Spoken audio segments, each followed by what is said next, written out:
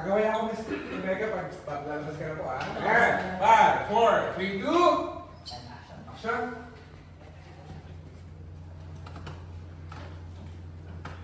Alam mo, Mars, akala ko talaga magiging happy ako na makakasama kita ulit dito sa tayo. Kaso, Huwag mo nang ituloy.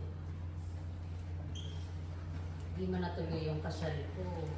At least meron pa rin ako regular na trabaho, diba? Buti, next time din yung kontrata ko. Ako kung hindi. Ewan ko na lang sa dami ng gasto sa Pinas. Kaya ito, work na lang talaga muna tayo. Kabawi.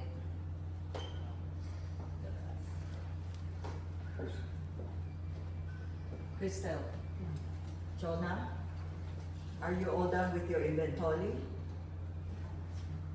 Can you help me with the orientation of the newly hired employees?